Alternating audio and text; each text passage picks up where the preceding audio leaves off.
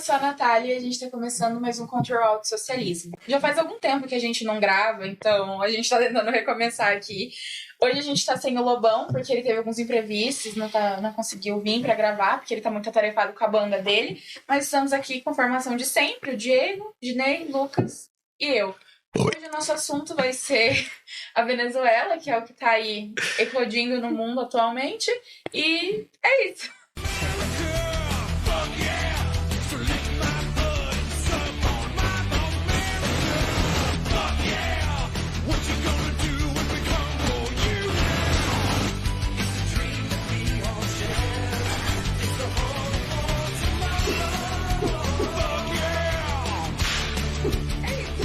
É isso. Quem faz a introdução aí? Ó, eu vou começar fazendo o merchan da banda do Lobão aí. O cara tem razão em dar uma faltada, porque tocou o ano inteiro. Banda dele, Dona Zilá. Depois a gente bota um... O que significa esse nome? Que eu nunca entendi. Eu acho que é a mãe dele, sei lá. Ele deve ter explicado algumas vezes e a gente nunca entendeu. absorveu. Certeza que ele explicou pra caralho várias vezes. Assim. Total. Mas se eu não me engano, a mãe é a tia dele, alguma coisa assim. Ô, louco, que bonito. E a banda é boa. Depois a gente coloca aqui o merchanzinho. Mas, pontuando aí que a Natália falou, né? Todo mundo aqui sabe agora, 3 de janeiro. Tava todo mundo ainda de ressaca do ano novo. E o Maduro se fudeu, né? De uma forma absurda. Não houve resistência, assim, só os cubanos lá, 32 cubanos morreram, 6 civis e militares ao total, né, ali, 32 eram cubanos.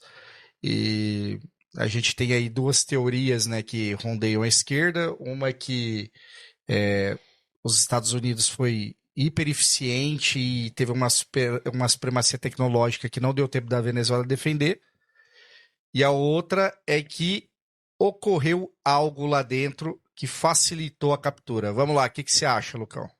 Mano, muito doido, né? Porque isso me faz lembrar o caso do Osama Bin Laden. E, mano, eu fiquei até aqui pensando, teve baixa por parte dos Estados Unidos na operação que... helicóptero. De não sei quantos... Nossa, e pessoas dentro do helicóptero. Acredito que sim. Provavelmente. Mas o equipamento Né? foi destruído. Porque é doido, né? Eu não sei, tipo assim, qual era, tipo assim, a capacidade de mobilização militar do Osama Bin Laden à época, né? Mas estranho, né? É no mínimo estranho, assim, né? Me permite um parênteses? Por favor, mano. Por favor. Me permite um parênteses sobre isso que você falou, que é extremamente interessante mesmo. O Afeganistão era o país aliado dos Estados Unidos à época, tá? Localizaram o Osama Bin Laden e perderam um helicóptero. A gente tá falando da Venezuela, que tinha alguns S-300. Então, ele é altamente militarizado, a Venezuela, pra quem não sabe, né? Sim. Então tinha alguns S-300, que é uma bateria aérea entre as mais avançadas que tem, alguns sistemas Pechora, que são móveis e tal, e segundo o governo, 5.000 iglas. Nenhum míssil foi disparado. Então, isso que é doido, porque, por exemplo, eu lembro que quando a Venezuela tava ali, aquela tensão com esse Essequibo, né? Aquela disputa ali, né? Tava se posicionando ali perto de Roraima.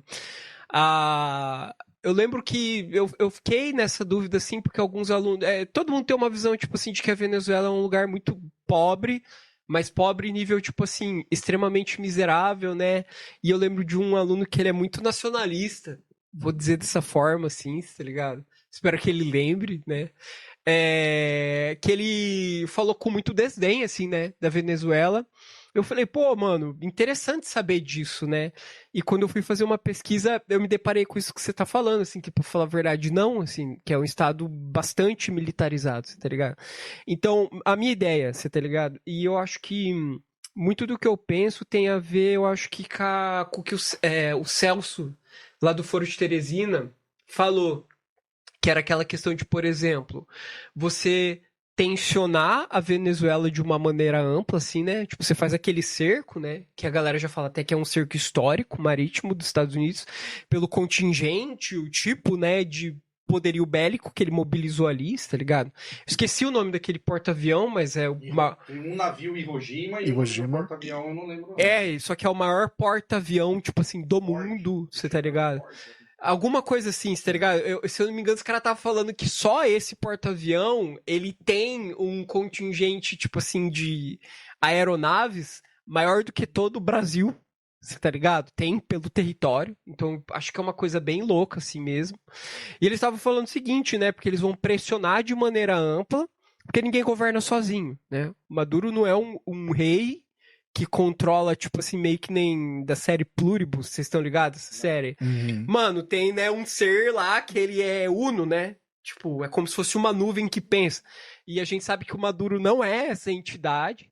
Então ele governa com o apoio, né, eu não vou falar oligarcas, porque eu não tenho uma visão precisa da situação para falar, mas pessoas que em postos-chave ajudam ele a governar, né, e que colocariam um preço na cabeça do Maduro até que essas pessoas em volta dele começam a falar, vixe, cara, te apoiar tá caro, você entendeu? A modo de ficar interessante, facilitar, sabe, um sequestro ou uma intervenção por parte dos Estados Unidos. Eu fico com essa opção, mano. Eu acho que houve uma facilitação por parte, tipo assim, de pessoas de dentro do governo, assim, sabe? Tá, mas assim, só antes do Diego falar, eu acho que essa questão da facilitação, eu acho que a gente já tem alguns elementos para afirmar que foi realmente nesse sentido. Eu acho que o Diego pode falar que a gente tem se informado bastante, a gente debate tudo, né? Uhum. Mas o Diego tem alguns elementos aí que surgiram nos últimos 2, 3 dias, né, Diego? O que é triste é assim, né? Ninguém aqui tem a intenção de reduzir a ideia de que há resistência na Venezuela, né? De que houve uma traição e o governo é culpado. Não é isso que a gente está falando, mas houve pessoas na esquerda, né, não vou citar nomes, que falavam que qualquer questionamento estava errado porque você estava indo contra a defesa de que a Venezuela é um país de resistência e tudo mais. Não é isso, né? Mas é a questão da análise do real. Foram cerca de 80 a 120 helicópteros. Então, mano, é doido, né? Tem vídeo, né? Tem. Isso que é doido. Dá pra todo mundo... Cara, e assim... Deu tempo de gravar e não deu tempo de soltar E assim, voando baixo e ninguém com estilingue pra acertar, né? Eu achei doido, eu achei muito doido, mano. Então, assim, ainda que você fale lá que aquele avião Growler, não sei o quê, e que saturaram os radares... Abaixo do radar, que saturaram tudo mais, isso daí tranquilo. Ainda assim, havia os iglas, né? Supostamente, se esses iglas existem, havia muita coisa que daria para fazer. E hoje já é um consenso que iniciou nos canais de Open Source Intelligence e agora já está começando a entrar nos meios de comunicação mainstream, que houve uma ordem de stand down por parte de alguém do comando, ou seja, não atue, não responda, por algum motivo. Se é porque sabiam que não tinham condições de responder à altura, que o estrago ia ser maior do que eles iam aguentar, se é porque alguém na cadeia de comando realmente dedurou o Maduro e queria recompensa, alguma coisa aconteceu. O El País lançou essa semana, depois a gente coloca a matéria aqui, falando exatamente sobre isso, que houve uma desativação dos sistemas de defesa antiaéreo. Então, para os caras que gostam do Breno Altman, que eu tenho algum respeito, mas que de pronto já havia alegado que era a supremacia militar estadunidense que tinha garantido tudo isso, não, exatamente pela anomalia, né? Seria uma anomalia em toda a história de guerra dos Estados Unidos. Os caras perderam efetivo quando capturaram Noriega, em 89, perderam efetivo na Somália, Black Hawk Down, o nome do filme lá, perderam com o Bin Laden e sempre perde alguma coisa. No Maduro só levaram um tiro porque os cubanos são peitudos.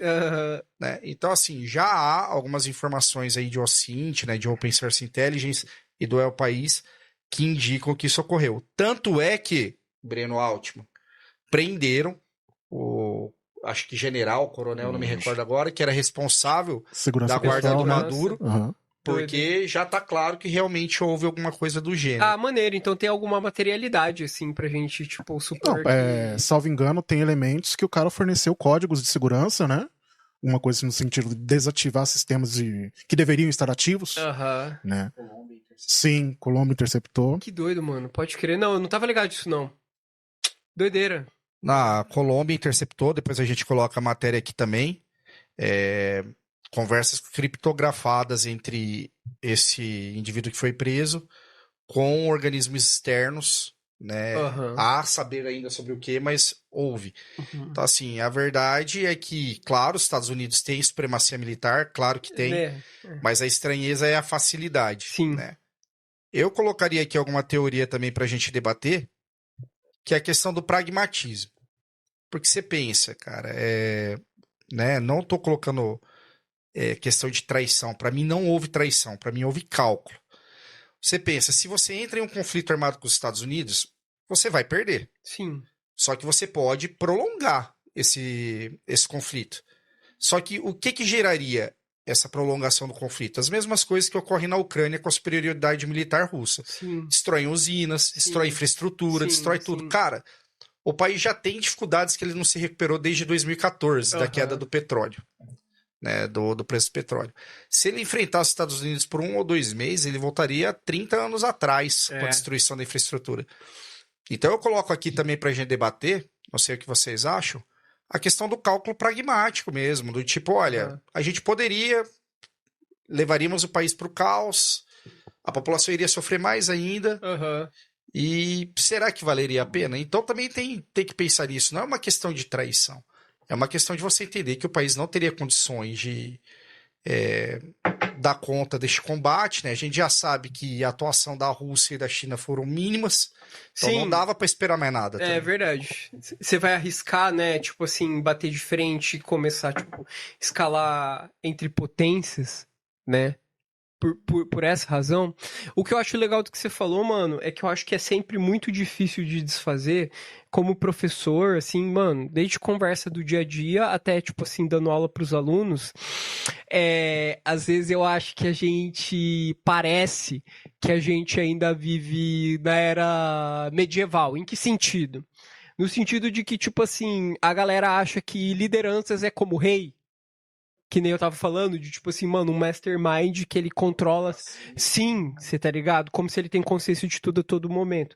E eu acho que essa situação, esse panorama que você acabou de pintar, joga a luz, você tá ligado? Num esclarecimento que, bom, era do meu desejo que todo mundo soubesse disso. Que, tipo assim, Maduro não é o rei. O Lula não é o rei. O Trump não é o rei. Você entendeu? Esses caras estão amparados por, tipo assim, mano... econômico. Nossa, tipo assim, sabe? É uma cadeia gigantesca, você entendeu? Isso pra mim, como professor de história, é muito difícil, e eu tento e falho sempre, mas continuarei tentando. Quando a gente vai falar, por exemplo, de Revolução Francesa, o caso, tipo assim, né? Do Luís XVI, que foi pra guilhotina. E como se, né, aquele cara falasse... acho que eu vou fazer a França inteira passar fome só pra tirar onda. E não é. Aquilo é resultado de uma conjuntura social e política gigante. Você entendeu? Maneiro. Eu acho que é por aí. Pode falar, Disney. Assim, indo de encontro nisso que você tá falando, Maduro não governava sozinho, Delcy não vai governar sozinho, né? Mas assim, lá na Venezuela tem algo muito peculiar deles, que eles governam mediante um certo conceito, que é o chavismo. Então, assim, para quem tá chegando agora, falar, porque o governo, o regime chavista, o que é isso? Explique-me como se eu fosse uma criança de 10 anos. Mano, Diego, eu vou passar a batata quente pra você, mano, que eu não fiz a tarefa de casa. Não, o legal é que a gente começou a discutir ao contrário hoje, né? A gente não fez a introdução. É verdade, mas é legal. A gente foi pela polêmica para depois ir para esse ponto. Mas vamos lá, né? Tudo começa ali pra gente falar sobre por que chavismo, porque o Chaves, quando a gente pega, se eu não me engano, em 1989, o Caracasso, né? Qual que era o nome do mandatário? Que eu esqueci, você falou alguma coisa? Mano, eu lembro do sobrenome dele, que era o Pérez. Ele é Pérez Calvão de Cria. Que ele é carecaço, assim, tipo, mano, eu juro pra você, é só o que eu tenho, assim, tá ligado? Então, nessa época, o cara, né, a gente sabe, a Venezuela é um dos países que detém as maiores reservas de petróleo do mundo. E ele, para aplicar, na época, um consenso do FMI... Isso, o consenso de Washington. Sobre a questão da estruturação da economia num novo período, vamos dizer assim, ele aumentou o preço dos combustíveis num país onde o combustível é quase água. Combustível não, perdão, petróleo, porque o combustível ele passa por processos, né? E subiu muito o preço de transporte e tudo mais... E a galera revoltada foi para as ruas. Eu quero que vocês gravem isso, porque isso não aconteceu durante todo o período de governo de Chávez e Maduro, tá? Sim. As estimativas mínimas, oficiais, de quantas pessoas foram assassinadas nesse processo, foram 289. Estimativas independentes chegam a 2 a 3 mil pessoas mortas. É doideira, tipo, isso é casualidade de guerra civil, assim, de guerra civil. Então, assim, eu quero que vocês gravem isso, vocês podem pesquisar independentemente aí, aproveita a inteligência de vocês com o Gemini, ChatGPT e vão pesquisar. E tudo mais, isso gerou uma revolta popular muito grande, né, e haviam alas do exército, isso acontece muito em países de herança espanhola, né, de colonização espanhola, que alas do exército são mais iluministas, assim. Sim. Até no Brasil. Foi no Brasil, assim, desse jeito. Os tenentistas. Com certeza. Mas anterior a isso mesmo, durante ali a proclamação da República, o exército, ele era, bom, pelo menos as elites, tá ligado? Eles eram amplamente divulgadores do positivismo. Inclusive, pra quem não sabe, né, curiosidade idiota, mas ali a Ordem e Progresso, né?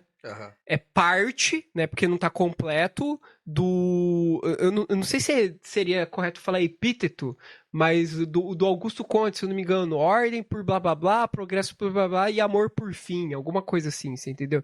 Então é flagrante, assim, essa... E é louco você parar pra pensar hoje, né? Porque... No começo da República, o exército, eles advogavam por um projeto muito desenvolvimentista.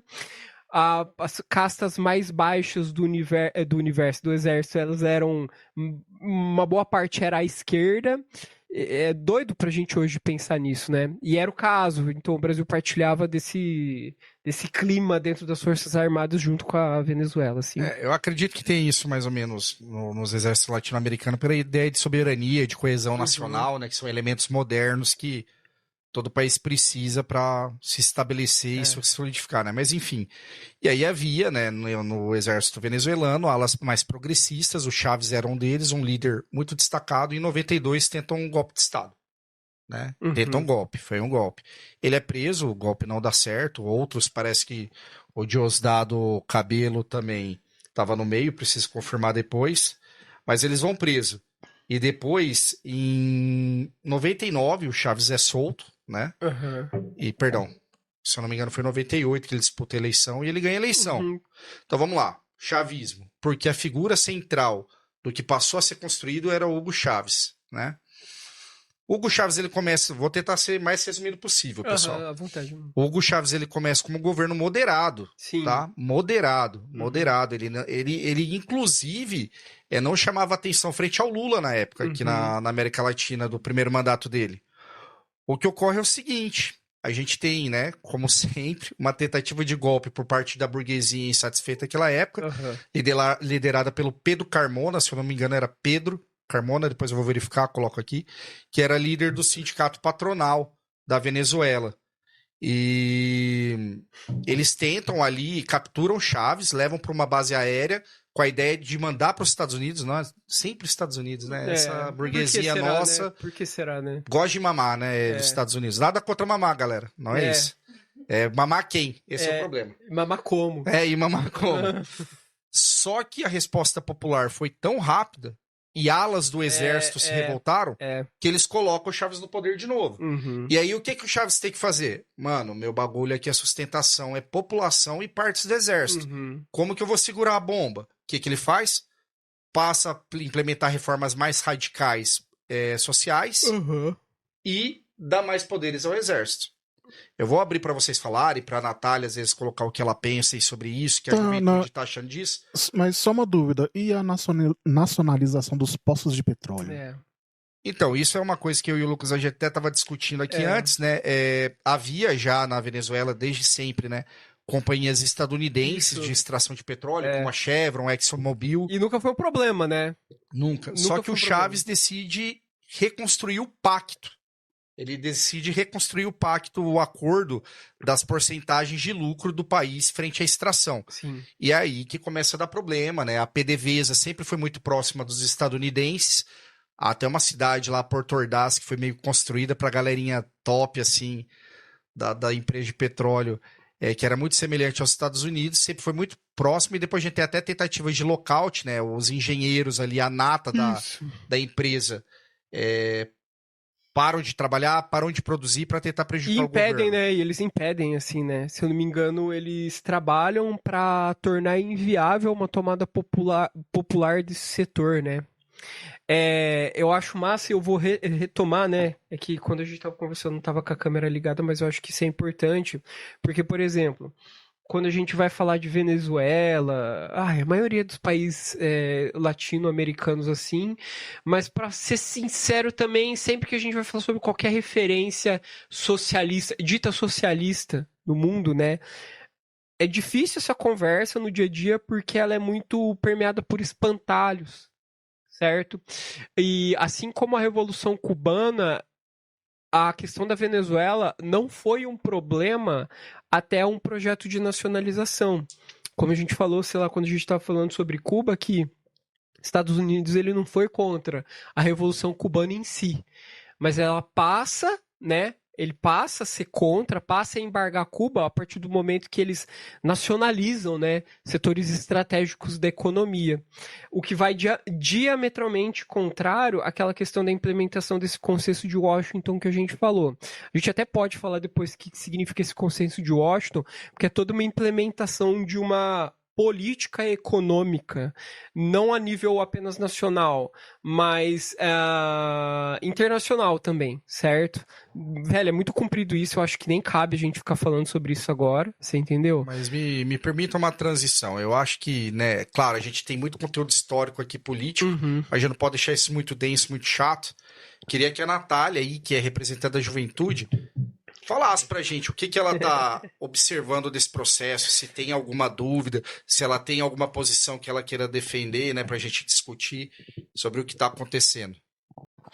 Respondendo à pergunta do Diego, eu acho que uma coisa que pra mim tá muito claro sobre toda essa situação é que o que os Estados Unidos fez foi uma violação do direito internacional. Eu acho que isso aqui é um consenso entre todos nós. Enfim, e a gente sabe também que o interesse do Donald Trump em fazer esse tipo de invasão não é sobre tirar o socialismo da Venezuela ou tirar um regime ditatorial. Até porque se ele quisesse tirar o regime ditatorial da Venezuela, ele não diria que um país que não tem nada a ver com a realidade da Venezuela vai ficar sob o comando da Venezuela até segunda ordem. Porque você tira uma ditadura para implementar outra? Eu acho que eu já vi essa história antes. Mas, enfim. A discussão em que as pessoas colocam em enfatizar o que o Donald Trump fez é dizer que o povo venezuelano está feliz sobre isso. E eu acho que isso é um ponto a se levantar. Porque, assim, eu tenho contato com pessoas que são venezuelanas, tenho um amigo meu, e a gente foi conversar com ele para entender ele, enquanto venezuelano que mora no Brasil, veio aqui para estudar, o que ele pensa sobre essa situação. E ele disse, olha, eu tô feliz porque os meus familiares que estavam lá, a situação realmente é muito complicada, a situação econômica do país atualmente, mas ao mesmo tempo me preocupa o que os Estados Unidos fez e da maneira que os Estados Unidos fez. Porque você simplesmente invadir um país, tacar, bombardear, sequestrar o presidente, levar para julgar ele sobre as leis do seu país, isso fere a soberania internacional, fere a soberania do país. E devia ser algo que não deveria ser aceito mais hoje em dia, né? E, além de tudo isso, usar o narcotráfico como bomba de fumaça para isso. Porque usou como cortina de fumaça. Uma vez em que os Estados Unidos... Honduras? Que a gente... O presidente de Honduras foi preso. O presidente de Honduras foi preso. Sobre as mesmas alegações, ele realmente tinha envolvimento com narcotráfico, tinha prova sobre isso, e o que os Estados Unidos fez? Absolveu ele. Sobre as leis dele, novamente. Induto. Eu acho que a situação da América Latina nesse momento é preocupante, porque... Pra mim, assim, talvez eu seja errado, eu quero que vocês me respondam sobre isso. Mas eu acho que o novo foco do Trump é aqui a América Latina novamente, por uma questão de recursos naturais, porque a América Latina tem muitos recursos naturais, petróleo, enfim, vários outros tipos, minérios, enfim. E é uma situação muito complicada, porque a economia... Ai, gente, me perdi no que eu tava falando. Não, mano, de boa. Mas é isso, enquanto você em termos gerais. Enquanto você tá falando assim, veio o negócio que agora todo mundo tá falando, por exemplo, na BBC, você tá ligado? Os caras foram fazer uma leitura do que tá acontecendo. E muita gente, eles estão fazendo aquela releitura histórica, você tá ligado? Do que a gente aprende ali no 8º ano História, né? Que é, tipo assim, pós-evolução das 13 colônias dos Estados Unidos, ele começa a se colocar como um player internacional, até que chega lá, né, na doutrina Monroe, você tá ligado? E nossa, que grande, né, a história é grandiosa, a história não se repete, mas ela rima, você tá ligado? Mas ao mesmo tempo assim, você tá ligado? Eu acho que a história é uma coisa muito idiota que está sendo escrito por pessoas muito idiotas à medida que, tipo assim, o Donald Trump, ele foi fazer essa referência, ele falou que agora é a doutrina Monroe. E é tipo assim, mano, acho que um aluno meu criaria sabe, isso. Acho que um aluno meu pensaria desse jeito, assim, você tá ligado? Então fica difícil, sabe, de começar a levar a desgraça da vida a sério. Eu acho que nesse momento a melhor alternativa é ser meio hedonista, assim mesmo, você tá ligado? E tipo assim, caralho, velho, nada sério, que se foda mesmo, assim, porque, mano, a gente vê uma pessoa que é aquele negócio que eu realmente não gosto de falar que é a história se repetindo, porque ela não se repete. Só que é a questão dela rimar, dela parecer muito, né? Com um momento anterior, até no sentido do que você tá falando, por exemplo, vamos dizer, as garantias internacionais, os direitos internacionais sendo desrespeitados. Velho, Liga das Nações, ONU, você tá ligado? Tipo, eu não sei, eu juro pra você, eu não quero descreditar as boas coisas e os bons esforços que o multilateralismo trouxe pro mundo, mas quando isso entra, fica diametralmente contrário aos interesses de uma grande potência, é como nada. Uhum. É como se não fosse nada. Um outro meme que tá vamos dizer assim, tá pipocando e que, mano, me fez pensar bastante é a questão do posicionamento da Coreia do Norte, né? Desde ali da Guerra da Coreia, enfim. Anterior a isso, pra falar a verdade, né? A gente sabe que é um processo, mas é aquele negócio, tipo assim, o meme é do Kim Jong-un, você tá ligado? E ao fundo tem lá aquele. Eu esqueci o nome daquele míssil intercontinental que leva ogiva. É uma arma nuclear. É uma arma nuclear cabreira. Tá ligado? É uma arma nuclear muito grandona. Tipo assim, muito grande. Você tá ligado? E aí, né, a galera preenchendo, assim, né, a fala, você tá ligado? Falando, tá vendo, meus queridos? Tipo assim, sabe? Por que é importante se ter uma bomba nuclear? A galera revivendo o Enéas, né? Você tá ligado? Eu vi um meme esses tempos atrás que era, tipo assim, o Lula falando, a população não quer, cara, munição pra carabina. A população não quer acesso a armas pra se defender. A população quer... Aí corta pra campanha do Enéas. Uma bomba atômica. Você entendeu? E, mano, é doido porque, beleza. Ok, Enéas, tá ligado? Ele é um personagem pronto, você tá ligado? Mas diante da materialidade, das intenções, que se põe por meio das intenções das grandes potências, você tá ligado? Você começa a pensar sobre isso. Você entendeu? Enfim, eu acho que... Não, deixa eu... Só voltando um pouco, acho que a Nath, na intervenção dela, trouxe um aspecto importante, né? Sobre essa ação militar dos Estados Unidos, ela foi totalmente contra qualquer noção de direito internacional. Uhum. A minha pergunta é, isso... Cadê o direito internacional? É uma coisa que vai existir ainda? Que, mano... Acabou e, como o Luca tava falando, se eu tenho uma bomba e eu mando aqui, a sua bomba é maior que a minha, eu vou te respeitar, você fica no seu quintal e é isso. Entendeu? Né, Nath? Mas é exatamente isso. Eu fico pensando, assim, não querendo questionar a ONU ou descredibilizar, mas, gente, o que a ONU faz hoje em dia? Tipo assim, a ONU surge naquele cenário ali de pós-guerra. Teoricamente, seria para evitar que esses tipos de conflito continuassem acontecendo, depois de tudo que aconteceu em 1945, né? Só que a ONU não faz nada para os países que não são potências. Então, por exemplo, o que acontece na faixa de Gaza? Mano. Entendeu? Tipo, gente, é um genocídio televisionado e ninguém faz nada. Vou falar um bagulho rápido. Desculpa aí, Natália. Desculpa aí. À vontade. Sabe um bagulho que fica na minha cabeça quando eu fico navegando na internet? Assim, é uma coisa que eu tenho vontade de falar. E eu vou falar, porque eu tenho vontade de falar. É que, tipo assim, mano, quando a gente vai falar de escravidão, por exemplo, você tá ligado? A gente tá dando aula ali, colonização do Brasil. Eu gosto muito de perguntar pros alunos, tipo assim, mano, supomos.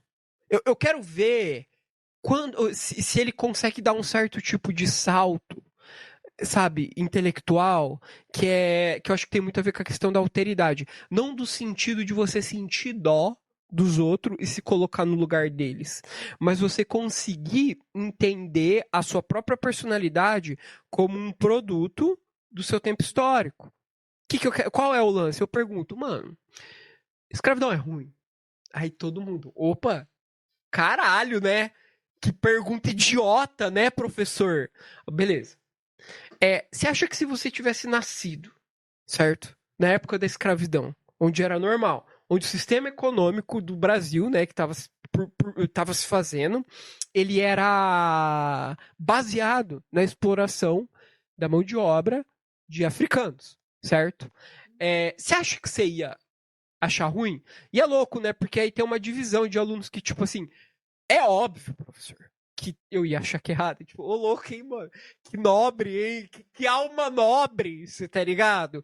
E outros não. Outros conseguem fazer. Eu falo, não, acho que eu penso desse jeito, que eu fui instruído dessa maneira. A gente discute isso hoje, a gente consegue ver que é ruim, você tá ligado? Se eu tivesse nascido naquela época, eu teria sido instruído por um outro tipo de educação que provavelmente. Eu até poderia ser um dono de escravos que, tipo assim, sabe, mais humanizado, mas eu acharia normal, porque é uma questão do tempo histórico. E não que isso é determinante, que é desse jeito. Havia uns abolicionistas, por exemplo. Existem as pessoas que são, né, radicais, assim. Que radicalizam, assim, coisa. Mas o que eu fico pensando eu não consigo deixar de achar, mano, que a mesma pessoa que passa o pano pra questão de Gaza, você tá ligado? É o cara que na Segunda Guerra Mundial falar: nossa, o Hitler é massa, né? Tipo, nossa, como ele fala bonito. Uhum. Nossa, que certo. Acho que o Hitler, ele é em nome da família. Mas ele é bons valores, né? Eu acho que é exatamente isso. Porque Sabe? o que você mais vê na internet, as pessoas falando, gente, mas como isso acontecia e ninguém falava nada? Gente, como assim o Hitler... Não é? Como assim tinha um campos de concentração e as pessoas estavam lá morrendo e ninguém fazia nada? Gente, Gaza tá... Isso que na época não era televisionado, você não tinha acesso à informação. Tá ligado? Os caras tá tipo assim, sabe? Ó um cara ali na minha frente morrendo, ó uma criança sendo assassinada agora, tá ligado? Não, e a gente tá... relativizam essa situação, tanto na questão da Venezuela quanto na questão da faixa Não, a gente tá vendo agora na maior democracia do planeta, que é os Estados Unidos, as pessoas agora estão denunciando os imigrantes, assim, a torta direito. Mano, não, mano, tá a polícia tudo vai bem lá dar um ser tiro na matado, cara porque de uma tem- mulher por nada e tá tudo bem, tá ligado? cara. Tipo, e é muito louco porque eu vejo a galera que, tipo assim, faz aquele espantalho dos regimes socialistas, você tá ligado? Falar, porque lá, mano, se você falar mal do regime, meu tio, né? Você é fuzilado e o governo manda a conta da bala pra sua família pagar. E é muito louco, mano, porque você vê esse tipo de coisa acontecendo, tipo assim, em regimes supostamente democráticos. Mano, eu juro pra você, eu não espero que meu tio, tipo assim, mano, sabe, tatue, tipo assim, mano, um martelo e uma foice e sai, sabe, fazer a revolução. Não é tipo assim, mas, mano, não dá pra, sabe, aquele negócio, ô louco, tá meio estranho. Não dá pra fazer a ponderação partindo do bom senso. Mano, partindo dos valores cristãos que seja. Você entendeu? É isso que eu fico estarrecido. O Breno Altman, já que você mencionou ele, tá ligado? Ele fez um post que eu achei, tipo assim, mano... É doido, né? Porque o Breno, ele é controverso, assim, mas às vezes eu acho que ele acerta, tipo assim, na mosca, de uma maneira muito ácida, você tá ligado? Que eu acho que expõe a questão. E ele falou: a régua moral do século XX foi o apoio ou ser contrário ao nazismo. E a regra moral do século XXI, a régua moral do século XXI vai ser esse mesmo apoio, né, ou a conivência, ou a revolta com a questão de Gaza, mano. Vocês me permitem aqui retomar um pouco. Venezuela, né? Que eu acho que meus camaradas aí saíram um pouco. Não, tem conteúdo tal. Inclusive essa régua moral que o Lucas está colocando ampliou, não é mais Gaza. Agora é essa atuação do redesenho geopolítico da dominância das grandes potências. Quem vai ser contra, quem vai ser a favor. Mas vamos lá. Vou tentar não ser tão chato, ser mais resumido aí pra galera mais nova. Direito internacional, que vocês estão questionando. Pô, eu sou graduado em Direito, sou especialista em Direito de Estado. Deixa eu dar uma puxada de fazer o jabá, aqui, fazer o jabá, né? Pô. Mas do campo marxista, galera, nunca existiu essa ideia de que direito garante alguma coisa de fato. Tá? Se a gente pensar, o marxismo ele defende superficialmente, tá? Não vou entrar em teoria profunda aqui não. Quando vocês quiserem ter aula, vocês me ligam.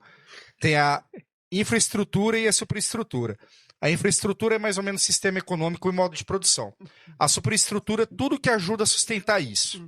Pensa assim, então a gente tem aqui o capitalismo e depois você vai ter lá mídia, exército, polícia, judiciário, escola, tudo isso. tá? Então, dentro dessa superestrutura, dessas coisas que ajudam a gente a manter as coisas como está o direito. Tá o direito, é um mecanismo. É um mecanismo de manutenção. Sim. E isso não acontece só nacionalmente. Até mesmo porque o capitalismo é global. Isso. Então, quando você vai lá, cria uma aura, uma ideia de que tem alguma proteção, ela é falsa. A Natália está falando aqui sobre essa questão da prisão do presidente de Honduras. A gente teve o Noriega em 89, os Estados Unidos entrou dentro do Panamá, um país soberano, sequestrou e julgou dentro do território estadunidense. 2003, lá no Iraque, foi 2003? Acho que foi.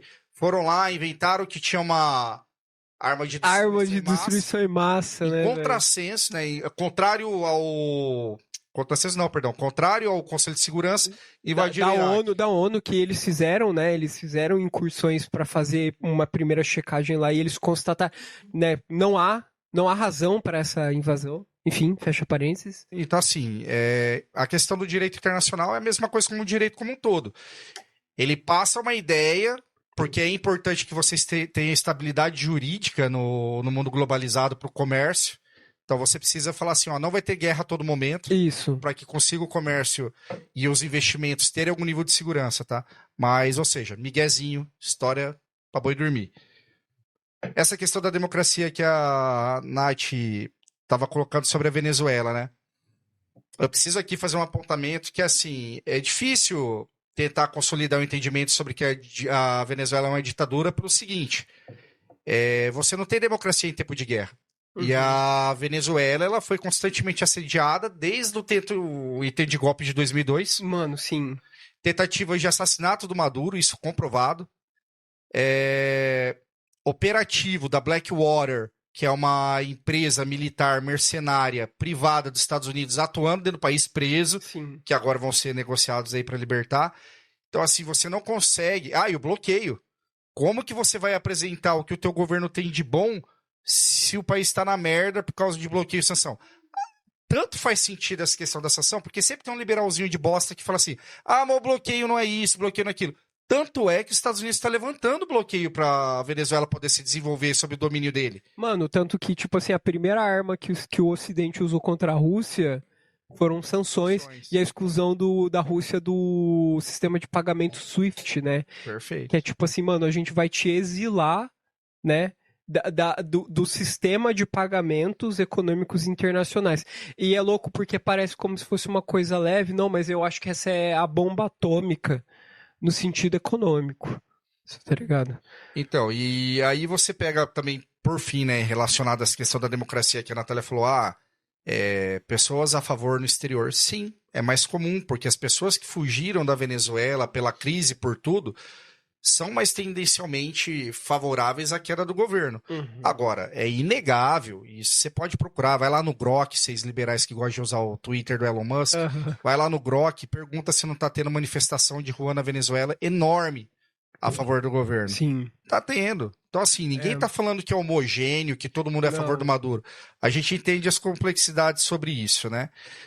E o mais engraçado desse discurso, né, sobre democracia e tudo mais, que o Lucas tem toda a razão, que o Trump pelo menos é honesto nisso, né? Porque os democratas faziam a mesma coisa sobre o discurso da democracia, é que essa sinceridade do Trump, e eu vou encerrar aqui, né, nessa minha fala abrindo para os demais,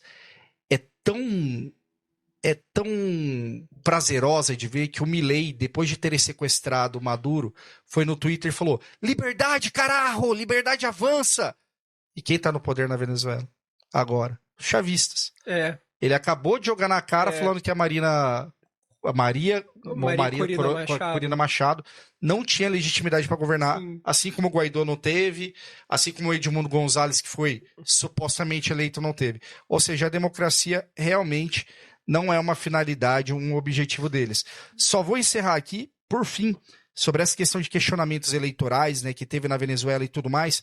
Pesquisem sobre o relatório da OEA, que criticou a Bolívia na eleição contestada do Evo Morales, que acabou tendo quase um golpe de Estado lá depois, ele teve que renunciar. Pesquisem se não há hoje consenso, ou pelo menos muitas pesquisas acadêmicas comprovando que o relatório da OEA foi falso e era tendencioso. Então é isso, galera. Antes de dizer se é democracia ou não, se é ditadura ou não, é muito complexo, entendeu? Não dá pra você achar que Estados Unidos está querendo liberdade porque a gente tá lá com o chavismo no poder. Doideira. Quando a gente vai falar sobre questão eleitoral, assim, você tá ligado? Eu sempre gosto de falar, no caso do Brasil, né? Eu não saberia dizer do mundo. Mas eu tendo a querer estender isso pro resto do mundo, que eleição não é essa coisinha, essa calculadora, você tá ligado? Que 2 mais 2 dá igual 4, você tá ligado? E eu falo que o Brasil ele ainda tá preso assim na época da República Velha, né? Que tipo, a época dos coronéis, do coronelismo, né? Do voto de cabresto, assim, não é simples e, sobretudo, num país ou países que estão sob cerco. E o que eu quero dizer com cerco? Eu gosto de falar, né? De fazer afirmações absurdas, assim, no sentido histórico, de que, mano, eu acho que a Guerra Fria nunca acabou. Certo? Uma coisa que me incomoda muito na discussão quando a gente vai falar sobre Rússia, ou sobre, tipo assim, a Rússia, a União Soviética, você tá ligado? Esquecer que é um país que tentou construir o seu planejamento, tentou construir, né, o seu próprio sistema sob cerco. De fogo, você entendeu? De guerra, assim. Imagina, tipo assim, mano, você tentar organizar um sistema com, tipo assim, mais de 10 potências fazendo de tudo pra te boicotar. Um exemplo que eu dou disso, que eu acho muito peculiar, que é a minha interpretação, né, mas eu acho, assim, eu vejo alguma coisa ali, é que quando o czar Nicolau II, ele pediu asilo era pro rei da Inglaterra, na época, e eles eram primos. O rei da Inglaterra negou, porque muito provavelmente você vai trazer junto com você as inspirações que levaram à sua própria queda. Ou seja, que é tipo assim, você vai trazer a revolta comunista pra dentro do meu próprio país, tá ligado? Dado o medo, né? Dado, tipo assim, o nojo que os caras têm de, tipo assim, de se sentir desafiado. Eu acho que o que acontece hoje é a mesma coisa. Tudo que tá acontecendo, todas essas, né, esses atentados contra o direito internacional por parte dos Estados Unidos, na verdade, é um reflexo. Isso tem sido muito divulgado nessa hipótese de que é um império em decadência, né?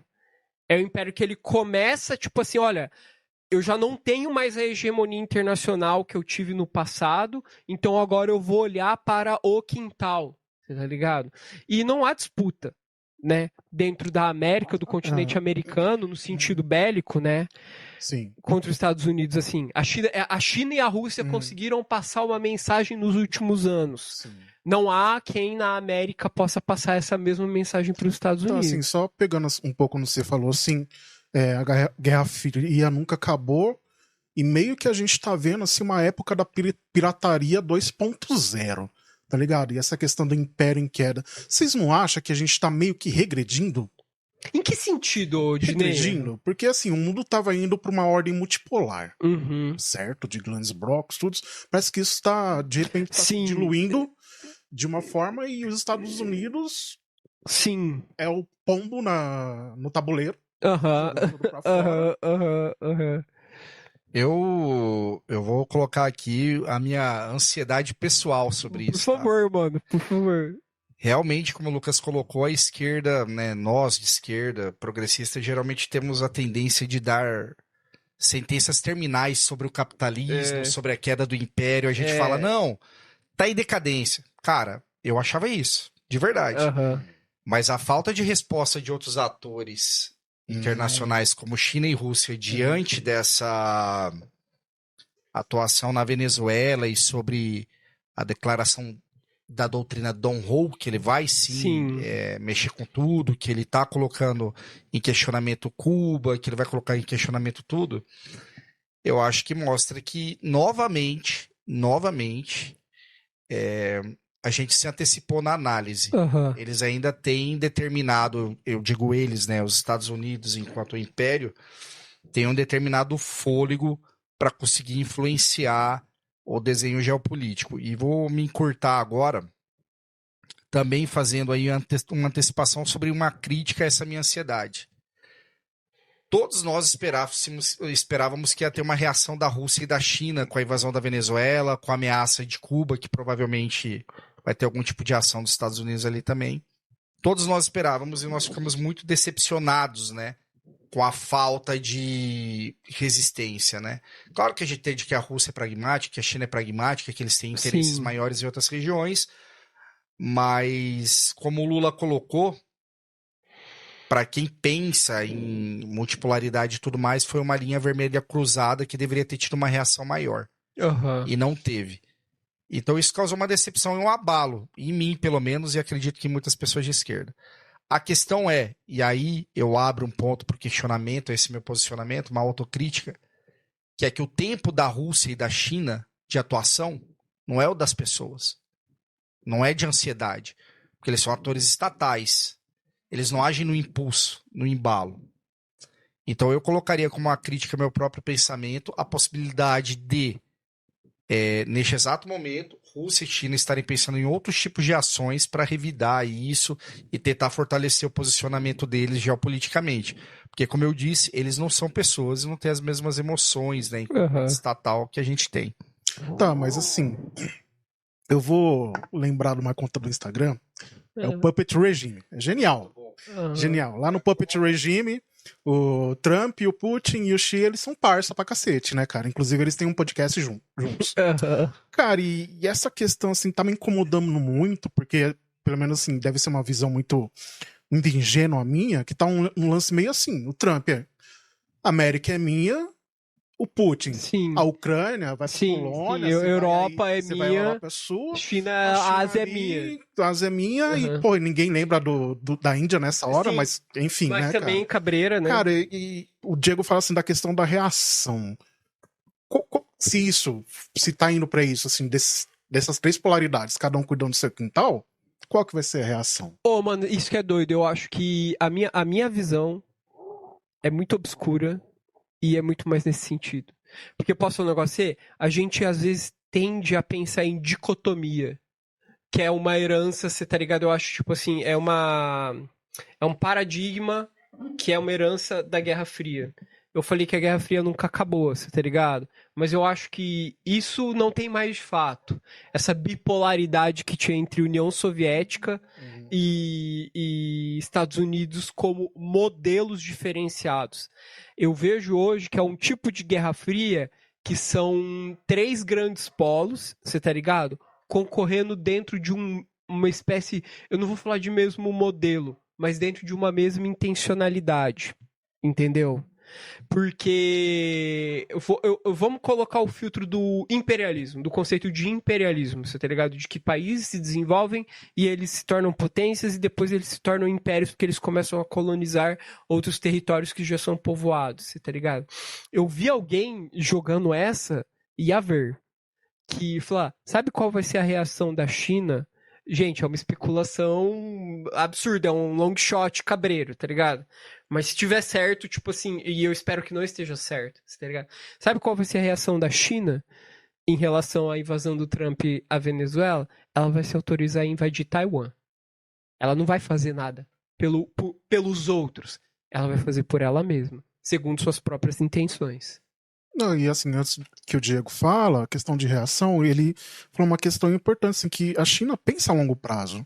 Mano, assim, é muito claro que o Trump, se ele chegar ao fim do governo dele, do mandato dele, que ele falou, né? Um milagre, ele falou, né, se eu não ganhar as eleições de meio termo, eu vou ser empichado. Então, se ele chegar no fim do mandato dele, vai ser um milagre. Então, muitas vezes a posição da China é assim, mano, deixa passando, a gente pega e retoma um pouco da ordem. 4 anos, a China pensa 100 anos. Vamos jogar parado, né? Vamos jogar parado, a gente não precisa se movimentar. Que foi o que o Lula fez. Eu acho que é um apontamento interessante esse do Claudinei, porque de fato é um temor que o Trump tem, e isso leva às decisões imediatas dele, porque ele precisa apresentar resultados muito rápidos de impacto. Muito. Porque as eleições são em novembro. E foi umas promessas ambiciosas que ele fez, assim, né? Então, os Estados Unidos, assim, no caso, né? De tipo assim, mano, a vida dos estadunidenses vai voltar a ser barata, vai ser de boa, blá blá blá. Só qual que é o teu problema aí? Beleza, como o Dinei falou, a pirataria 2.0 aí, né? Uma pirataria ancorada na força mesmo, global, né? Ele vai conseguir agora, aí foram quantos? 50 milhões de barris, 30 milhões de barris com esses... Inicialmente 50 milhões. Não, mas eu digo com essas capturas de petroleiro que teve até agora e tudo mais. Eu lembro que foi uma porrada. Foi 3 milhões? 3 milhões? A Venezuela produzia anteriormente 3 milhões de barril dia. Hoje produz 800 mil. Ele pegou mais ou menos 5 petroleiros lá e ainda levou o da Chevron agora, os da Chevron oficial. Mas eu não me recordo. Depois a gente corrige aqui. Isso. Acho que eram 50 milhões de barris que ele tem imediatamente. Então isso já vai dar um impacto no valor do combustível global e tudo mais. Então ele precisa fazer as coisas muito rápido. Agora, a gente tem que lembrar que está surgindo uma oposição interna razoavelmente forte com os democratas ali e até alguns membros do Partido Republicano sobre essa atuação que o Trump está tendo, né? Então passou agora no Senado, essa semana, uma lei, não era na verdade uma lei, uma bill, né? Mas não é o mesmo conceito que a gente tem. Precisa ser referendado pela Câmara de Deputados, impedindo que o Trump faça alguma ação militar na Venezuela sem autorização do Congresso. E vamos ver, né? Mas assim, protestos de rua nos Estados Unidos contra essa atuação, antigos aliados do Trump, como o Tucker Carlson, apontando para um direcionamento de imperialismo dos Estados Unidos. Então, assim, a gente tem que ver realmente, como o Claudinei colocou, como que vai se desenhar essas coisas nos próximos meses, porque a gente está falando de 3 de janeiro até agora. Hoje é dia 10, são 7 dias. Então a gente é naturalmente emocionado, né? Tem a questão do Irã, que a gente tem que ver se vai se sustentar. Também tá pipocando lá, né? E o que me preocupa, enquanto espectador dessa nova geopolítica reconstruída, que está sendo reconstruída, aí coloco novamente a minha dúvida, né, sobre o que vai acontecer. Porque se China e Rússia somente pararem para assistir o que está acontecendo na Venezuela, o que vai acontecer em Cuba, o que vai acontecer no Irã, em um momento, meu amigo, é aquele ditado: eles vieram por outros, agora vieram por mim. E eu não acho, de verdade, que a China é ingênua o suficiente, ou a Rússia é ingênua o suficiente para achar que vai parar por aí, entendeu? Mano, nada mais a declarar, eu acho que é isso aí.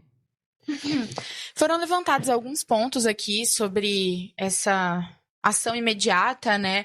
E o que a gente espera e o que a gente achou da situação, enfim, do cenário da Venezuela, dos Estados Unidos, da América Latina no geral.